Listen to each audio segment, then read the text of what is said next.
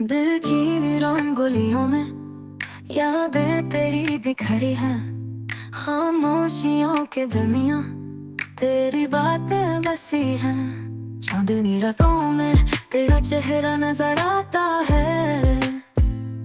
मुझको हर लम्हा तेरी कमी का एहसास सताता है। हुआ जब भी चलती है तेरी खुशबू आती है।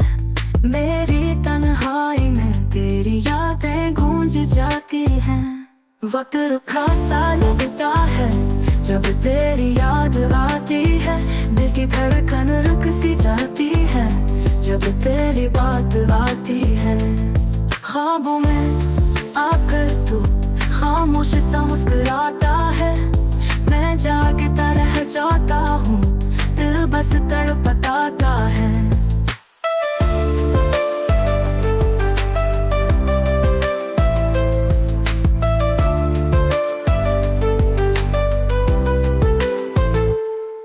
आँखों से बहते आंसू कोई कहानी कहते हैं। इन जख्मों के पीछे कुछ पुराने लम्हे रहते हैं। तू चला गया तो लगा सब कुछ खाली हो गया। रंग जिंदगी के जैसे मांद पड़ गए सब हुआ। मेरे लफ्जों में अब सिर्फ तेरा गम बसा हुआ है। मेरी सांसों का हर लम्हा बस तेरा नाम कह